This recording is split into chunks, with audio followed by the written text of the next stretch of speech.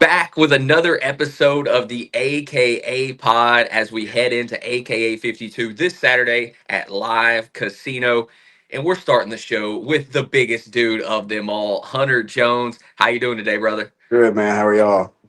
I'm doing fantastic. Hope you had a Merry Christmas, good New Year. Oh yeah.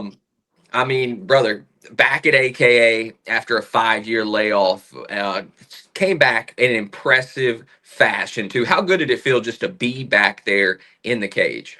Felt great, man. Felt finally, but like I needed to win. You know what I mean? Life been kind of beating me up and treating me kind of poorly, so I needed to win. I needed to be back on top of a mountain. So it felt good being back and being able to, entertain, do what I love to do, and entertain people. And man, seeing people smile and be crunk in the crowd, man, it's worth it for me.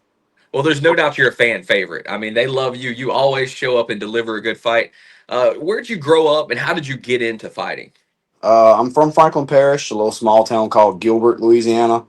Um, Man, we used to host boxing parties in my yard. Like there was nothing to do where we grew up. It was we were in the sticks, so we had to either get in trouble or come up with some way to stay out of trouble. And we would go buy boxing gloves and mouthpieces, and we would put a circle around in the yard with the truck lights and everything. We would box. We would just throw hands and brawl, and it just from the time I was probably 12 years old, all of my friends and everybody else was like, "Man, you." You really got some hands. You need to go do something with this. And then I loved it. It was fun. Um, it takes a special type of crazy person to enjoy getting punched in the face. And I guess I'm just one of those types of people that likes getting punched in the face. So um, I don't know, man. I started when I was a kid, brawling, throwing hands with friends, and here we are 30 or so years later and still at it. I'll tell you what, I absolutely love mixed martial arts. I played all other sports growing up, I and did whenever I too. got into a fraternity, we had to have a boxing night one night, and Ooh. I won a couple fights, and I was like, "Damn, this is fun." I'd Yeah, never this is never been in a fight, never been punched in the face, but I was like, yeah. "Brother, this is exciting." You know what I mean? And so I kind of started to like it from there on out. Makes you And I feel think alive. it does. There's just something about knowing you bested another man Yes, that's pretty sir. fun too. You know what I Yes, mean? sir. And I think for former athletes, there's no greater competition than Mhm. mixed martial arts or fighting in general because it Oh truly yeah, is mano a mano, will versus yeah. will, skill versus skill. Well, like baseball, football, basketball, any other sport that you're going to play. Not necessarily any, because like tennis and golf, and there's others Mhm. where it's you. But man, most of the sports that I played was team sports. And I mean, I was a captain or this or that or just I was always a leader on or off the field, but it was still a team, and everybody's watching the team. They're not just watching you. So this is everybody. I mean, the lights are on you. It's you, him, and another man in the cage. One person's walking out, so all eyes are on you. There's no team. You've got coaches, but they nobody can help you in that cage. It's just you. So it's definitely a very rewarding feeling when you get the better of another man, for sure. Yeah, I mean everything's on you. I was a former pitcher, so like I You think get it. you had the whole game on you. The whole Yep. team was relying on you. You're kind of Yeah. stuck out there on your own to a degree, but Yes, obviously you sir. rely on everybody else. Yeah. So Everybody, you're being watched every single pitch, every yeah. play. Yeah. Yeah, it's I mean, that's why we love sports, man. We love Yes, competition sir. and Yes, we love sir. having you back at AKA. Let's talk about look, you're 5-2. I know you said you needed Mhm. to get a win, but you had a great run going on. That was at Yeah. heavyweight. You were the AKA champ back when it was rite of passage. I mean, that was rite Yes, of sir. passage 8. You knocked out Darnell Trotter in the first round, won the AKA heavyweight title. What has this layoff been like? What was the decision into this layoff? Man, I took that loss to Metzger, and when I was a kid, I say a kid, I mean, I was, 20, I don't even remember how old I was. It was 25, 26, regardless, it doesn't matter. I was young and immature. I was riding a high. As you could tell, like you could look at my videos, you could tell from the body, I didn't take my training serious back in the day. I would train enough to say, okay, hey, I got a fight coming up, and I wanted to say that I was a fighter, but I didn't want to put the work in and actually do what it took to be a fighter. So in my brain, it was like, if I'm going to continue to knock out all these guys with ease, Mhm. and I'm not training, I'm just going to keep doing what I'm doing, and it's just it'll keep working. And when Metzger beat me and took my belt, it was a chin check for sure. It knocked me off the high horse, and it was embarrassing. More so just because no disrespect to him, because I think he was a phenomenal fighter, but I felt like I was better, and I felt like I was winning the fight up until I got careless and got caught. But that's the fight game; it happens. But after that loss, self-reflecting, tried to get into a few more fights. Just injury happened, and then I ended up having to have a surgery, and then another injury happened, and it was just like, man, what am I doing this for? I don't enjoy it anymore. It's just more of a hassle. So I took a break. I started playing slow pitch softball with a group of friends. Man, we traveled for 4 or 5 years all around Arkansas, Texas, Mississippi, just all over Florida. We went and played. We still play from time to time, but it was for me, it was just time to get back to the cage. Went through a separation and kind of got my mind back right and dialed back in. Got my body right. Lost the weight. Feeling dangerous. I was texted. I fought in Battle of the Badges a couple of months before the last AKA show and felt great. It was a quick win. Amber and them were there. Talked to them a little bit and was like, I kind of feel like I could maybe give it a good run. And they said, hey, if you're about it, let's do it. We'd love to have you back. So got in touch with Danger, and we just kind of started working out some kinks and getting some things done. And here we are, man. But I couldn't be more proud to be back with the AKA group. I wouldn't want to fight with anybody other than y'all, man. Y'all always take care of me, and y'all always put on great shows. Well, I'll tell you this: we love having you. There's no doubt about that. Some a lot of times you hear that you learn the most about yourself as a human or a fighter when you go through something hard or a loss. Absolutely. Do you feel like that loss, put you in a spot where you had to learn more about Yes. yourself? And what were Yes. some of those things that you learned? Uh, well, first I learned that regardless of how bad you think you are, everybody has got to put in work because there's always going to be somebody out there that's badder than you are. Yeah. Somebody's going to have a better work ethic. Somebody's going to do, somebody's going to be doing more than you're doing. So you just always got to put in the work, and you always got to just try to be the best person that you can be, 5% or 1% better every single day. You just got to keep doing it. Um, Mentally,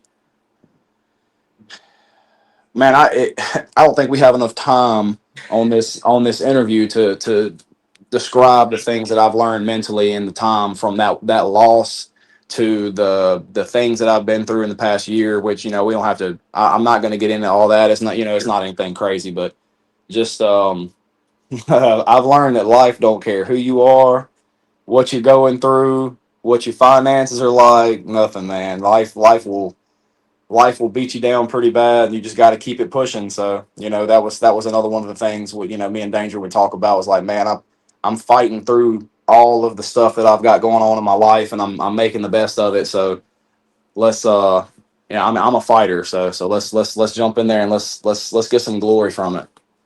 Well, you hear a lot, and I say it a lot. Fighting and sports in particular, they're a kind of a microcosm of life. You go through Mm, hardships, you go through trials, you got to battle back through yes, adversity, sir. all those things. You're clearly a living example of that. I think you're somebody that fans and people can learn from. So Mm, glad to see you back in there and moving down to 205. But essentially, your last fight was a heavyweight fight. I mean, let's yeah, be honest about it. The dude came in very heavy. yeah. You had the balls to step up and take that fight anyways. Floored him in the first round. What was your thoughts about him coming in that overweight and then just kind of walk us through the fight? I knew he was going to be heavy. Hmm. Danger kind of told me up front, hey, he's going to be a little heavy. Just want you to be He prepared. was a lot of heavy. Well, at that point, it was he told me up front, like as soon as he told me about it, he said he think he's gonna be like right at 265, maybe 270. I was like, okay, cool. What I mean, it didn't matter to me. I knew he was a Yep. heavyweight. I knew Mhm. how tall he was, and I had some. I had one video. I didn't necessarily have to have a video, but if I can see somebody's height, if I can see somebody's size, if I can see them, I can read them pretty good. Yep. Um, so for me, knowing that he wasn't going to be he was going to be bigger, but he wasn't going to be giant. I wasn't going to have to look at him like this at a weigh-in. It was, for me, that was mentally. I'm like, if in my opinion, if you are not 6'2", 6'3", 6'4", you don't have a chance. Yep.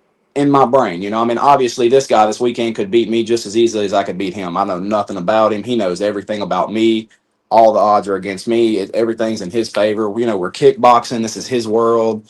So it's all it's different. But uh, where were we going with that? Well, I yeah, and just forgot. kind of the fight with Oh Caldwell. yeah, yeah, How it yeah. all played out, I guess, in the Yeah. end. So he told me he was 285 or so a few days out, and I was like, he said, "Are you good with that, or you want to try to find something else?" I said, "Man, you ain't gonna find anything else this Yeah, close." I said, I'm used to fighting at heavyweight. I'm lighter for sure, but I'm still strong. I've got more speed. I'm prepared. I said, let's do it. I mean, if he beats me, he beats me, but we fixing to do this. I said, I'm gonna yeah, put on a show, and it's gonna be a good time. and it was. And yeah, man, I mean, I watched a little video on him. I caught a couple of things that he did, and I was like, yeah, I'm gonna capitalize on that. And as soon as we came out, I knew what I was going to throw immediately. I watched his video twice, and I said, okay, I know how I'm going to start this fight. I know how it's going to go. And not to the T, but I knew how I was going to start it. I knew that I would throw him off. He likes to throw some scooping, or like not some scooping, but the kicks that he was working on.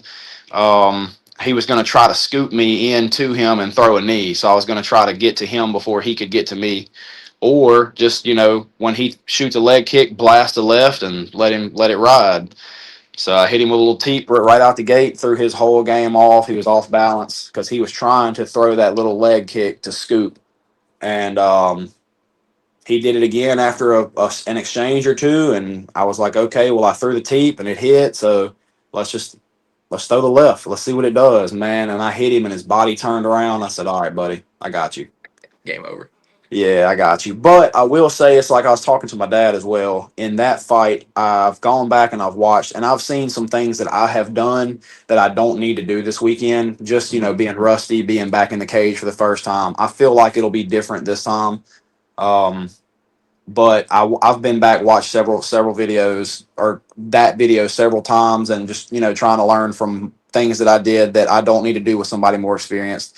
And I noticed that I was in the Metzger fight when I rocked him and I put him on the cage. I went in and went crazy. That's where I got caught. I was careless, and I was just trying to get him out of there. I was a shark that smelled blood, and I was trying to get him out of there. So in the Darnell, not Darnell, the Charlie fight, when I hit him and he started running away, when I got him on the cage, man, I was in a stationary position. I was ready to throw. I was ready to defend. I've learned more mentally, even with age as well, not just taking that loss, just with age. I've learned a lot, and I've got a lot more respect for the game than I used to. Used to you knock somebody out and just run around and celebrate and not really think about the other person at all. But Hmm. there's at the end of the day, there's another person in there too, and they're a man just like you are. They got a family, they got maybe have kids, maybe not, but so celebrate and get your celebrations over. But yeah, I learned a lot in lots of different aspects, but trying to pay another man their respect, especially if they're laying on the ground injured, man, that's big for me. Did Metzger you? actually showed me that too. So Well, there you go. That's what we talked about, right? The losses, the things they yes, can teach sir. you.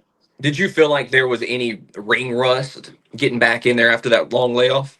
Um, in the aspect of making mistakes, yes. In my body, the way that I felt, no, man. Yeah. When I pulled up and Rustin that day, I had been telling everybody at work, man. I've been barbering and everything. I've been telling everybody that I was cutting their hair, and I'd be like, "How you feeling?" I'm like, "Man, I don't know what this dude's game plan is. I don't care. Hmm. I'm about to tear him up." That was all I said. That's all I had. I pulled up in Ruston. I just had a feeling it was a good day. Had a good day. Um, Walked into the arena, was looking around. I said, "Man, I'm home." Hmm. And I got in the cage. Before it felt good. There was no nerves or anything. Normally, when I'm walking into an arena, I'm nervous, or you can tell that a fighter's got something on his mind. He's not really clear. He's a little nervous. But man, I was cool, calm, collected. I was walking around talking to people. I was having a blast. It was a great night. And obviously, we'll be in Shreveport this time, but when we do fight in Ruston, I know that's got to be really fun. Yeah, Friends, man. family there, and I'm sure Yes, you'll have sir. people making the short trip over to Shreveport. But Yeah, always fun to essentially fight in your hometown. You know what I for mean? sure, for sure. Yeah, nah. So, um, the Rustin card, I love fighting in Shreveport. Shreveport itself is not one of my favorite places, but fighting in Shreveport, man, I have fought in Texas, I have fought in Mississippi, and I fought in Louisiana. And by far, my favorite place is Shreveport. Horseshoe Casino. I've never even been to the live casino, so I'm excited Nice. about this Yeah. weekend. That's what I've heard. I've heard a lot of people say it's really nice, so I'm excited about that. But man, it's just something about fighting in Shreveport at those casinos, man. It just brings out a different vibe. It brings out a different crowd. And yes, where it sucks, I have a lot of people who won't be able to make the trip because of just, Christmas was last week, or kids, they don't have a babysitter, or they can't come because it's a 21 and up. Sure. But that's just the game we play fighting in casinos and stuff like that. But that's also the really good thing about the YouTube, because where people were more apt to, or not gonna pay for the subscription to watch one fight, Yep. man, they'll get on YouTube and watch the whole card, and Hmm. then that brings in, damn, that was a good card. So maybe we need to go check them out next time. Well, next time there's a card in Shreveport, which is what, like 2 weeks after Yep. this one, people will be like, hey, that was fun. Let's go check them out. So Yep. I think the YouTube thing was a really cool thing to do, man. It gives access. It gives the people that you know can't make it a good access to check you out. Yeah, and that's one of the discussions that we had about there's a lot of different ways to go networks and YouTube, and ultimately I think at where we're at right now, YouTube makes the most sense doing it for free, trying to Yeah, grow the brand. And yeah, another thing man. that I think gets overlooked a little bit, I know it gives your opponents a look at you, but it also gives potential, like the UFC looking at somebody like Hunter Yeah, Smith, absolutely, like they don't have absolutely. to go, they're Man, more. he's such a dog, bro. Yeah, he is. That dude's They're such a more dog. they're more apt to go look at fighters and just if For it's sure. readily available and stuff. Yeah. So I think that's good for self promotion of the fighters too. Hmm. If you can type their name in on YouTube and it pops right up Yeah. for you guys. So I Boom. think Right there. ultimately, yeah, I think everybody wins in Yeah. that regard. All right, well, let's turn our sights to Saturday now in this Oh, fight. You're going to be taking on Lamar Walter, and I'll tell you this: there were people turning down fights left and right against you. People didn't want to get in there with Hunter Jones, brother. They were scared. Like I know Matt was working on a lot. I was searching some names too. There were some dudes that did not want to get active with you. They know what yeah. you're about. Ultimately, ended on Lamar Walter. This is a kickboxing matchup. Mhm. What are your thoughts going into this one? I mean, it's a fist fight. Yeah. Nothing really changes. There's no. I mean, everybody says, "Oh, game plan, game plan." But it's 3 2-minute rounds. Hmm. We're gonna have. I don't need 10-ounce gloves. 12. I think so. Yeah, you have to confirm with Schnell Fix on to say that one. I'm not sure. I'm just that's what I'm saying. Yeah, Dude, it I'm new doesn't to even all matter to you. this. I have no idea. Yeah. But in Battle of Badges, we had headgear on and 16-ounce gloves. Hmm. I knocked the dude out in 20 seconds. Um, we come or 30 to 20, it was 30 seconds or less. And then, a month later, I fight with MMA gloves on, knocked the dude out in 23 seconds. Gloves don't matter to me. We're throwing hands. We're kickboxing. I, you know, um, Not trying to make an excuse as to, oh, this guy's gonna, if he beats me, this is his thing. He's a kickboxer. This is his bread and butter. Um, I've done a little bit of homework, and from what I've seen, he's like, just in like the tournaments and the fights, record wise, he was like 6-1 or 7-1 or something like that. So I mean, I know the dude is going to be, capable to stand in there and throw hands. I know he's going to be ready. Obviously, he took the fight. He's got the balls to do it. So stepping in late notice, I mad respect, regardless win, lose or draw, mad respect. Sure. Um, but for me, game plans don't matter, man. They don't change. I don't when I fight in MMA gloves, my goal is the same. Um, as much as I love being in the cage, as much as I love having the lights on me and being able to just entertain people, I love that, man. There's nothing that can just that fill that little spot, that little competitive. There's just nothing that can fill that other than that. But um I don't I don't think it's gonna anything's gonna change for me. We're gonna throw hands.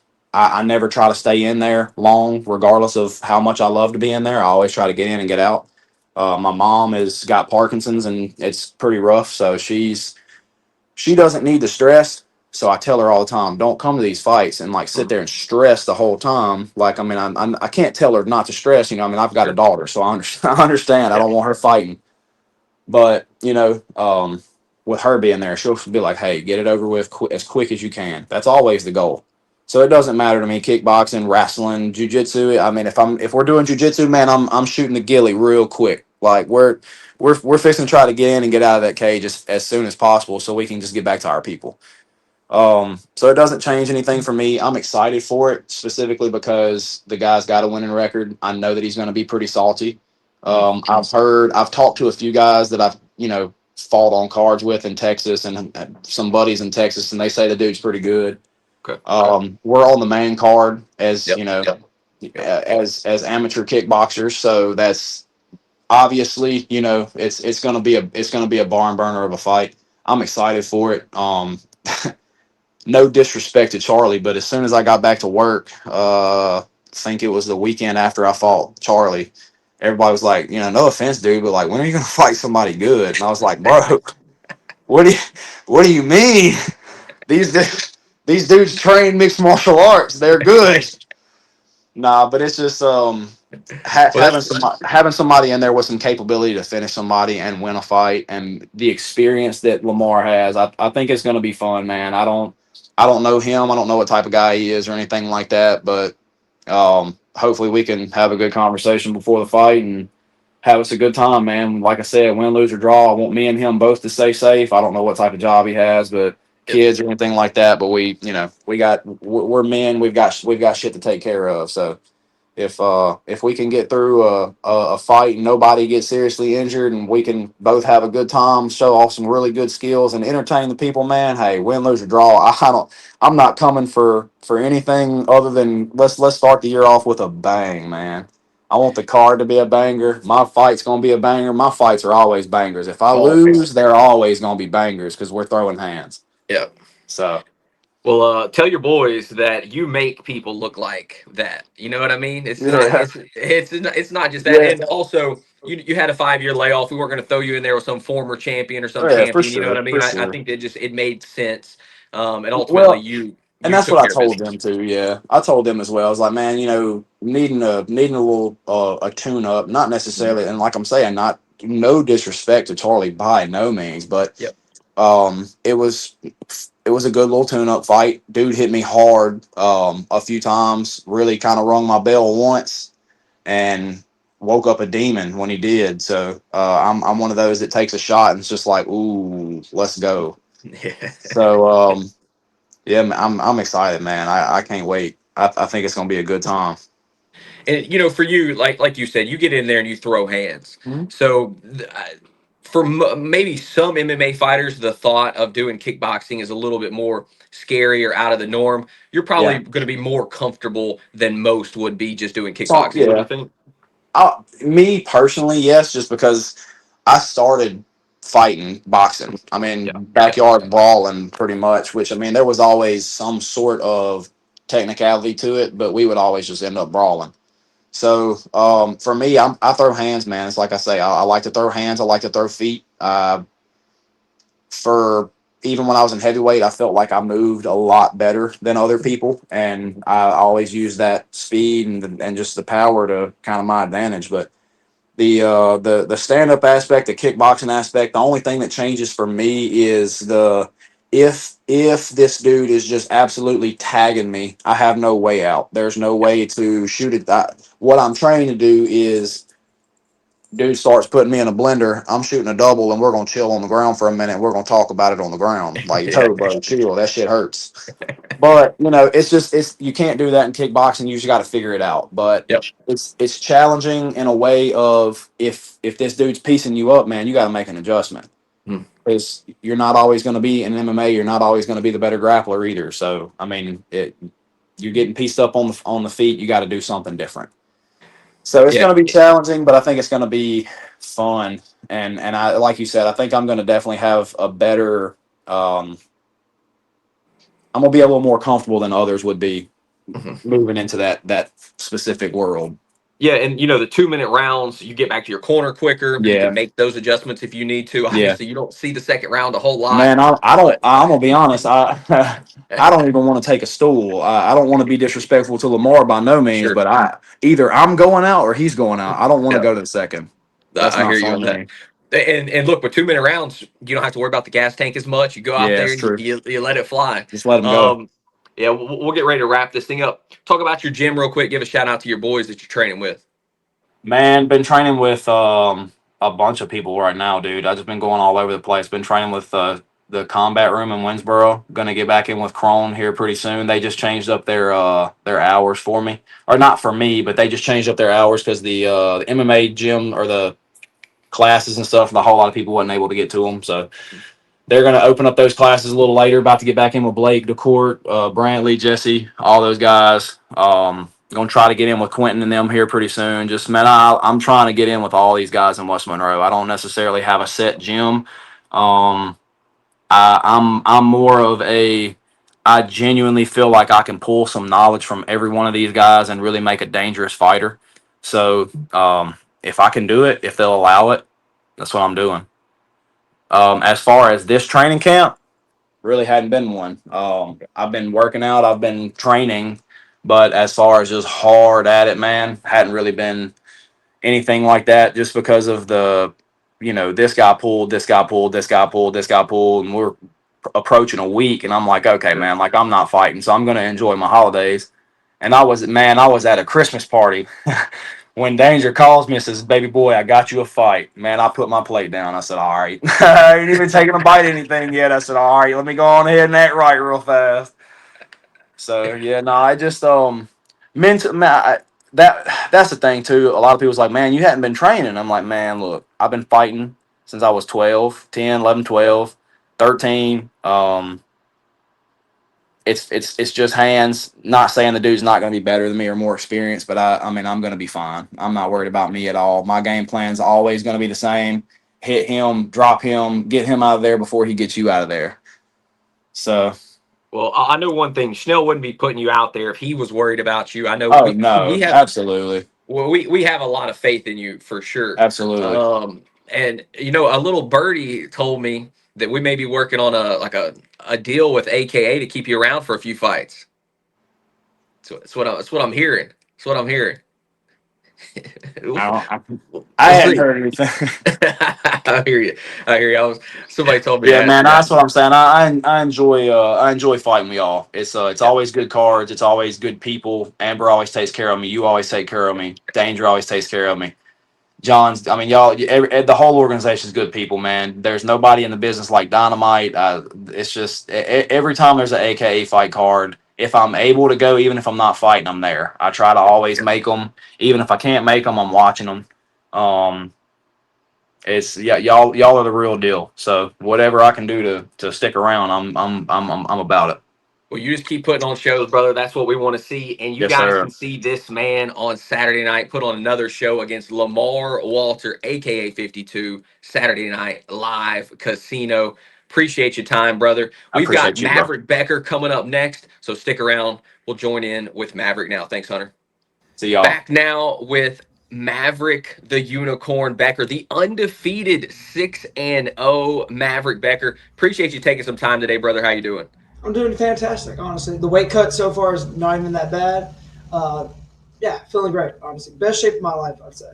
I'd love to hear that. And you've got probably one of the biggest fights of your life coming up against Nicholas Moses, a very talented fighter. We'll get to that in just a moment. But let's talk about who you are, where you're from, how you got into fighting. I know you were born in West Monroe, now living and training in New Orleans.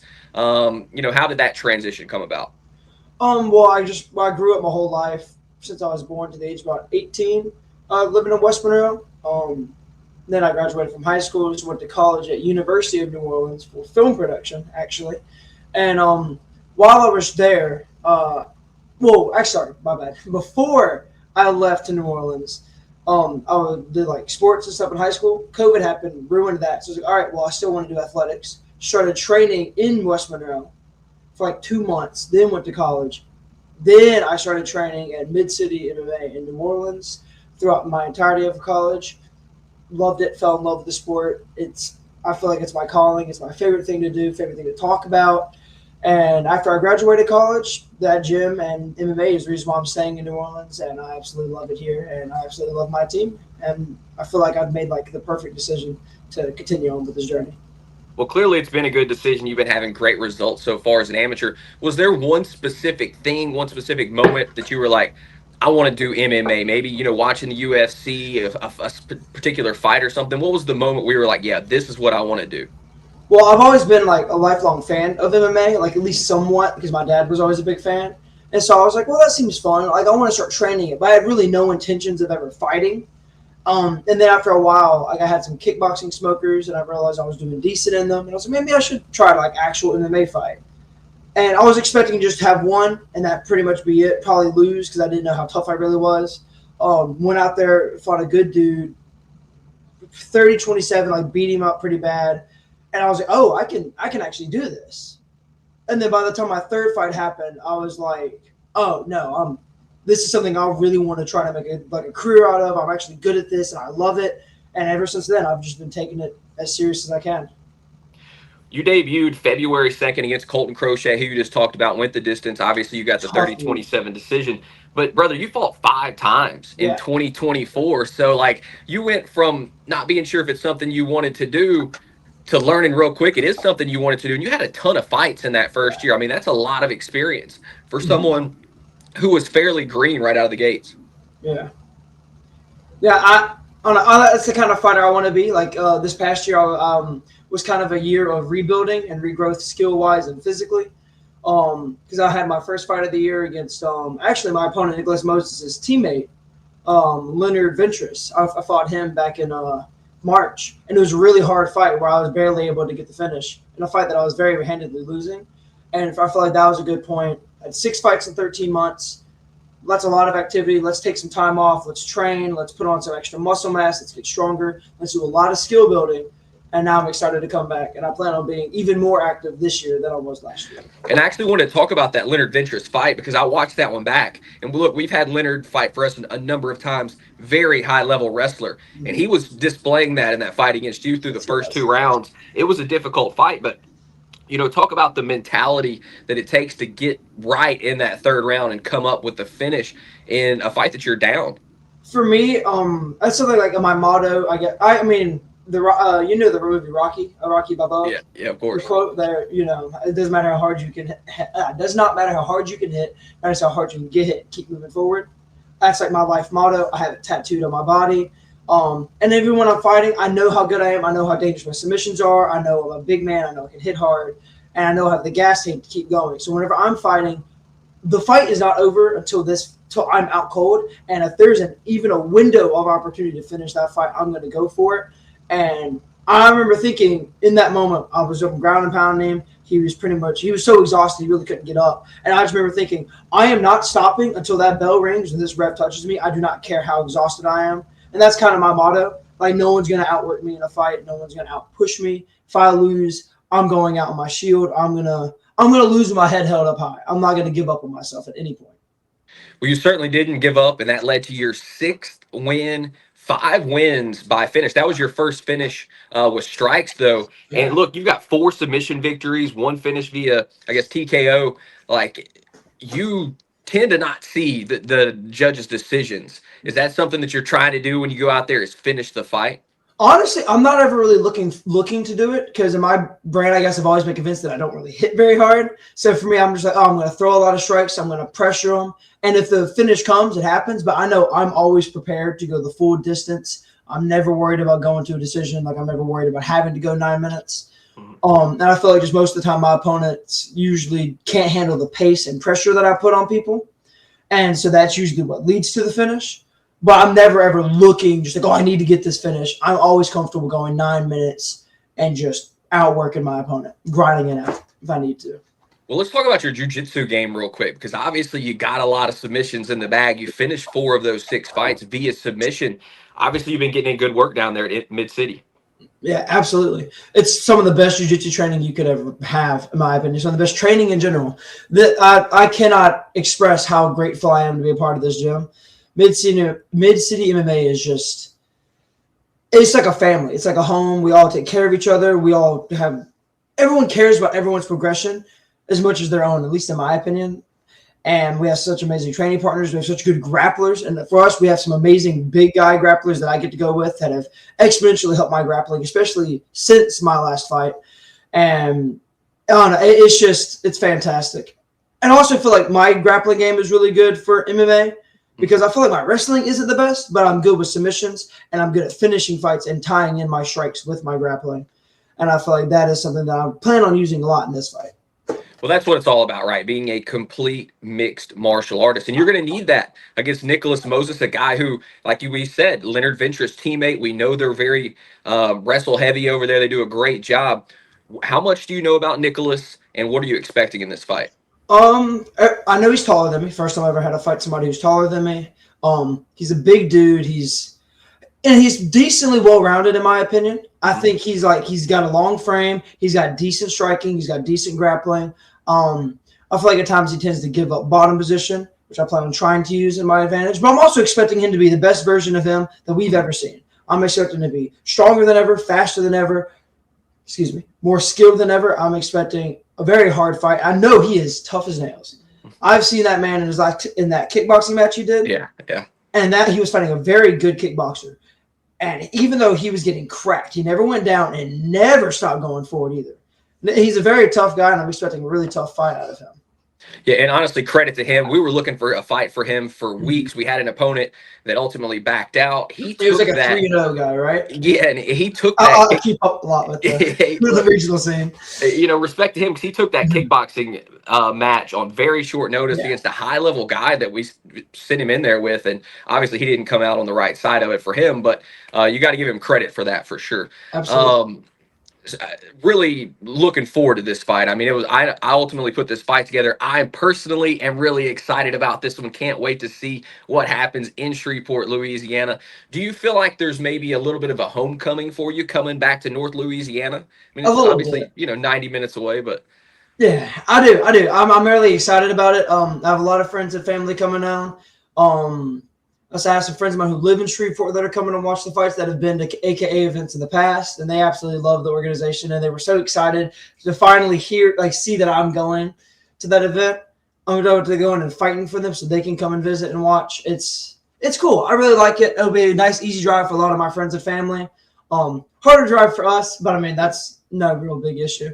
I'll be fine. I'm heading down literally at like 3 o'clock today and go ahead and stay in at my friend that lives in Shreveport. So I'm excited about it. It'll be nice. Probably be the most relaxing weight cut I've had. So, well, we're definitely excited for you guys to get up here. Is there a crown, and a highlight, I guess, so far in your career? 6 fights. Is there one moment that stands out like, hey, that's my favorite moment that I've had so far as a fighter?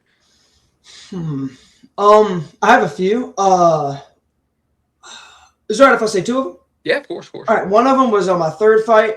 It was I was not kind of in a really bad place in my life. I was main thing was just I was real heavy, and I was not really prepared to make 185. And I cut down, and I was able to make the weight, but it was a rough weight cut. I was real soft. I wasn't lean or in really great physical looking shape, so my body was having trouble cutting the weight.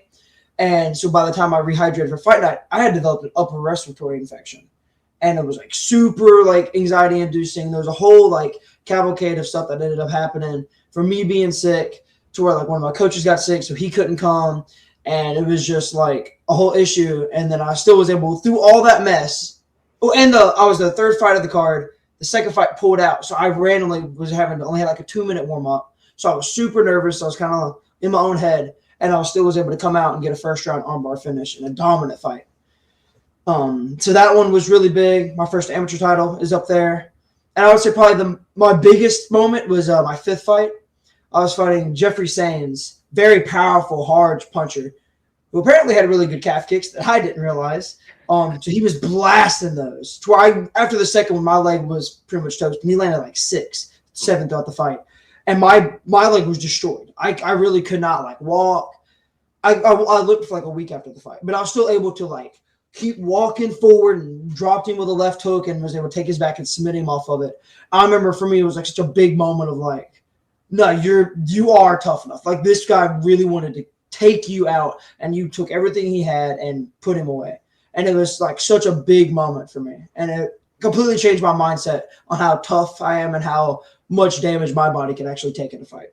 And that's something you can't know until you've been in that situation, right? You may think you're a tough dude, you may not think you're a tough dude, but you have to find out in your deepest, darkest moments, like when somebody takes you into deep waters, as they always say, right? How tough am I really? And it seems like you've been learning that over the last year.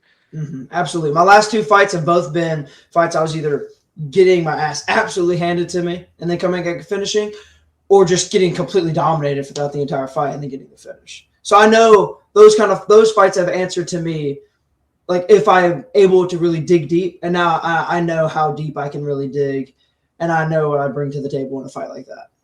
This will be your seventh amateur fight. Mm. What's the thoughts moving forward about potentially turning pro? Is there a game plan behind that? Yeah, this is if everything goes to plan, this is the last amateur fight. I'll be going pro after this fight. That's what I had heard, so I wanted to Yeah. wanted to ask that question. So hey, look, man, we'd love to turn you pro over here at American Combat Alliance, and looking forward to seeing you get active in Shreveport, Louisiana, my hometown, Mm-hmm. this Saturday night against Nicholas Moses, our co-main event, Maverick the Unicorn Becker. And one other question: where did the nickname come from? Where did you get the unicorn? I feel like I've gotten it a few times in my life. Like I've had a few people like refer to me as a unicorn, and I think it's just because I feel like I'm a pretty unique individual. I feel like I'm a little strange, but like not in a bad way. Sure. And I feel like especially with the way I train, and I'm a big, big tough MMA fighter. I'm like 6'3", 200 plus pounds, and yet in real life I'm like softy. I talk all the time. Like I don't really come across as a fighter at all. Anyone who knows me, they won't really see it, especially the kind of fighter that I am, where I'm pretty much just have mostly gutsy performances and just pressure heavy and very violent fight style, I would say. And so it kind of doesn't really match. And I feel like it kind of fits the vibe of what a unicorn is. It's supposed to be only one at a time. Only one unicorn exists at a time, and I am that unicorn that exists right now. And I feel like it just speaks to me being a more unique individual, and I kind of feel like I live up to it now. Well, I will say you're one of the more well-spoken fighters that we've talked to, so you can wear that on your mantle. Certainly appreciate your time here today, brother. Looking forward to seeing you on Saturday night in our co-main event against Nicholas Moses. Any final words you have for friends, family, fans out there? Just thank you everybody for the support. I hope all of you enjoy the fight, and also I appreciate you pointing out me being well spoken, because I was saying what is it, like word, like alliterations and stuff like that, like Sally sells, she sells at the seashore, because I did not want to start stumbling over my words during this interview. This is my first interview, and I was really excited about it, so I wanted to make sure I was fully prepared for it. Oh, you've done a great job. And look, uh, I talk all the time for a living. You're going to make mistakes when you're speaking. It's going to happen. Sometimes you're going to look dumb. It's just part. It's part of it. When you say yeah. enough words, eventually you're going to mess it up. That's Yeah. just part of the game. But right now, it's about the fight game. Mhm. Maverick, the Unicorn Becker, and Nicholas Moses, Saturday night in Shreveport, Louisiana. Make sure you get your tickets right now, Mhm. akafights.com. Appreciate your time, brother. Yes, sir. You have a wonderful day. We saved the best for last because this man right here, Steve Jones, is headlining AKA 52. Appreciate you taking some time today, brother. No problem. Thanks for having me. You're one of the more unique fighters that we have at AKA, born in Honduras. How did you end up in America and how did you get into fighting, Steve? Oh man, how can I condense? Well, like shit, it's been a few years, so I think as of the end of this past year, I've officially lived as long as I did in Honduras and now in the States. So I've officially split the time of my life in both countries. Back in 2008, I moved here to the States just to over here in Longview because I had family already. My dad always planned for me and my siblings to, go to school here in the U.S. and probably give us a better opportunity at life or whatnot. And so, it's kind of the short version of it. he kind of just had that plan for us, and so I moved here specifically just because my aunt and my uncle lived here, my grandma too, so I'd have family close to me while so I went to Kilgore Community College, um, and yeah, I mean I was there um, since the end of '08, and um, I tried to play American football. That was one of my motivation. That was one of my silver linings to moving over here because it wasn't really my plan to do so, but Sure. just how can we all win out of the situation? But that was always something that back home watching American movies and stuff like that, just watching football movies, that this is a sport that just kind of caught my attention. The physical contact and whatnot, and so I decided to give that a shot, and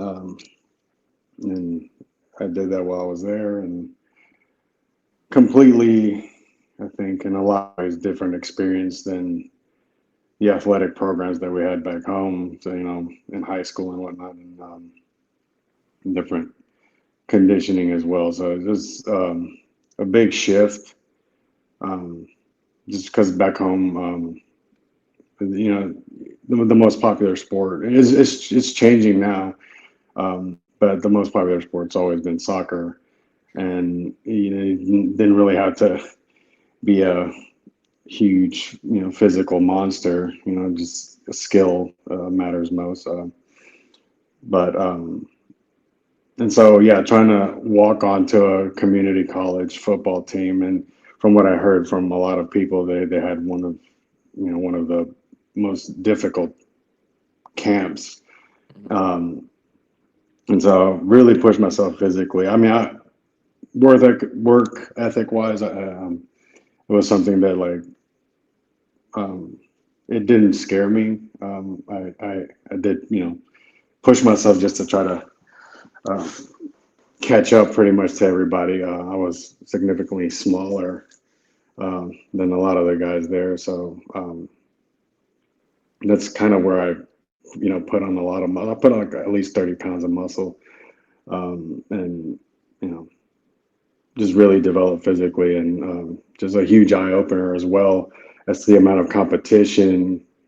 Just the perspective that it gave me from an athletic, like as an athlete, the amount of people, even in a junior college, a team that size, how many people are fighting for a position, a spot Yep. to play in.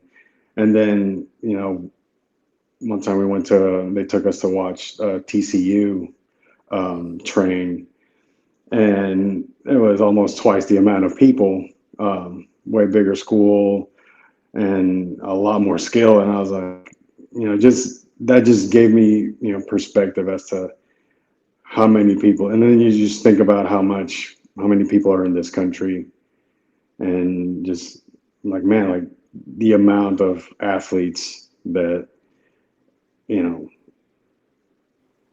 just live here and are fighting for the same spot, and are working hard, and some are just, talented freaks, and on top of that they also work hard.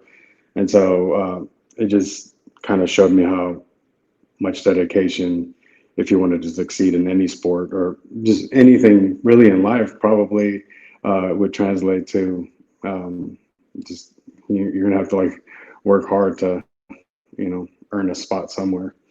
Absolutely. Um, and so, I mean, I'm rambling now, but after college, I got an associate's degree in graphic design.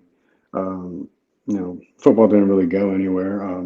So um, then, like in, well, like I was looking to see what moves I was going to make. Football didn't, it didn't turn into anything. And then I, just kind of remember one of my first loves as well. So I just, you know, just kind of maybe wanted to try to play soccer over here and see what that was like. And so I was planning to transfer to another university and maybe walk on to a D3 soccer program or something. Um, but after my son was born, then that all kind of went away, and so I shifted priorities into trying to get a job and start trying to provide for him. And so, but I don't know, I just still had a love for, I wanted to still do some kind of sport, and for a long time, I had this kind of dream of being a pro athlete, and so um, eventually, which like I mean, a seed got planted. Um, the MMA seed got planted into just random, just runnings into people. Just when I was living in Dallas for a few months back in 2012, some guy just said that I looked like an MMA fighter. He asked me if I did MMA, and I was like, no, man. I was like, man, you should try it. It's fun, and so I started looking like the idea got planted. I started just looking at gyms in the area, like Plano and stuff like that.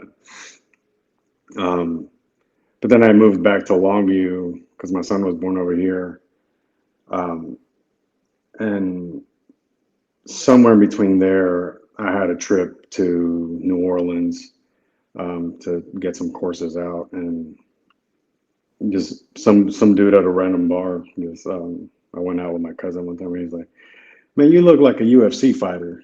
And so there's strike two, and so like that kind of just kept marinating for a bit, and then when I moved back here to Longview, um, went to this kind of like one of my friends going away party, and I met Kevin Aguilar. I overheard this conversation, that he was a fighter, and so like, I just overheard, the conversation and I was like, hmm. And so I was just wondering, like, I need to get close to him. And so, yeah, eventually I ran into Kevin again at just I went out one night here in Longview and I ran into him again, and he was getting ready to fight Leonard Garcia for the Legacy title back when what was this, like 2013 maybe. Um, yeah, him and Leonard Garcia got messed up for Legacy, and he was in camp and he came by the bar that I was at right after training. So it was like he had just got done training, like at 10:30 p.m. or something like that. He came down with Derek Krantz and some of the guys from 515, and I started asking Kevin, where the gym was at and what's the program, what are the hours, and so he filled me in on all the deets. And that Monday I showed up and signed up. Um, And yeah, that's kind of how that got started, and just been in it. Been with 515 ever since. Well, you've definitely made a lot of it since then. I mean, had a great amateur career, had a pretty long amateur career too. Yeah, Got quite a few fights under your belt. Went pro, multi-time champion with a rite of passage. The original AKA. yeah, Beat Josh Lee in a big fight back in November of 2013, and you really had things cooking. Then you ran into uh, an obstacle. You broke your leg in the fight against Mark yeah, Holker. That was yeah, I would assume kind of in a way like a big obstacle to get over and maybe a career defining moment in a way. yeah, Yeah, walk us yeah. through that. Yeah, man. I mean, I was really disappointed with that outcome, and but I did not feel like giving up just because of that. Um, luckily I got had surgery and had a tibial nail put in, and then yeah, I just once I felt like I could start, getting back in the gym and just slowly start building my leg back up. Um, yeah, that's kind of what I intended to do, and just slowly started working to strengthening my leg and getting back into training, and um, yeah, leg feels fine. And so, um, yeah, I don't know what more I could say on that. I just once I after surgery, I just had the mindset that I wanted to come back to fighting and started rebuilding my leg and get back in the gym and yeah, and seeing when I could get ready to take another fight. Yeah, so now you've got Yahia Riles coming up, headlining AKA 52. And look, I know it was difficult trying to get a fight put together for you here. You Yeah. had, there was some options out there. Some people didn't want to fight you, and all this kind of came together on short notice. What do you know about Yahia, and kind of what's the game plan going in? I suppose on short notice. Oh man. So yeah, that aspect of it was kind of just mentally had me kind of all over the place because I couldn't just focus on a face and the training and tactics just kept having to change every time. And so that kind of got difficult to like stay focused on the fight. It almost I wasn't even sure if it was gonna coalesce in the end. So I was starting to get discouraged. I was still staying training, but it was just hard to like uh, keep that. I don't know, that eye of the tiger, if you will.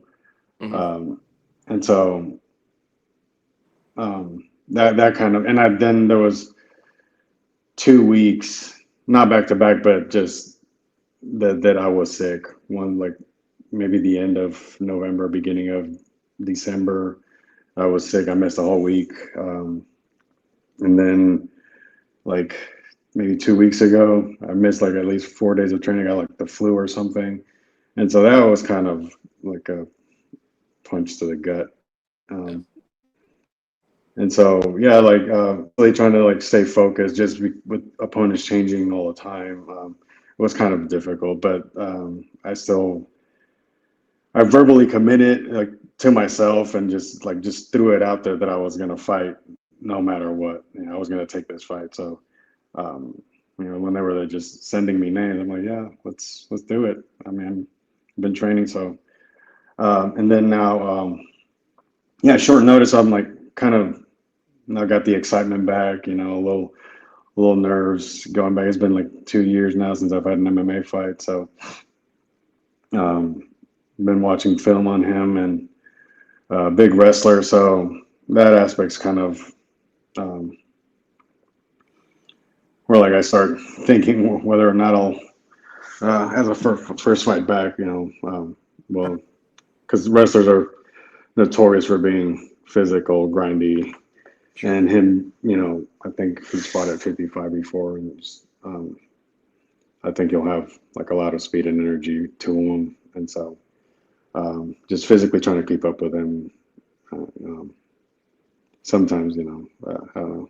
I don't know how to feel about that, but I think I'm in pretty good shape though. I've been trying to stay consistent in the gym, and so I don't know, just try to get into the mindset of whatever he throws my way, I'll just try to make it as messy of a fight as I can for him. But from a technical aspect, obviously I could try to avoid his takedowns and keep a good range on him. Um, and yeah, maybe I can just keep him at the end of my strikes and not have to overcommit and compromise the range, allowing him an easy takedown. And if we do go to grappling, then just try to beat him there as best as I can with what I know. Um, but yeah, yeah, I'm excited. Excited, a little nervous. Excited to get back there. Really thankful for the opportunity by AKA uh, allowing me another shot to walk into their cage. So I love the sport. Thankful for Jahia to. Can you say his name again? I don't want to mispronounce it. Yahia Riles, I Yeah, believe is how yeah, you say yeah, it. Yeah. yeah. Yeah, I'm thankful for him for taking it such short notice and just making this show happen. So Yeah, I'm very thankful for a lot of people too. Like, obviously my team and teammates and a lot of people backing me up, leading up to this fight. So yeah, just thankful to be able to still do this. Thankful to be able to get back in there again one more time. And yeah, after injuries and whatnot, just having doubts of whether I can still do this again. I'm just, but now it's happening. So Yeah. I'm just really grateful for just being able to just step into the cage one more time. So and we'll see how it goes. And I'm win or lose. I plan to just after this, keep building some momentum and just keep going with it.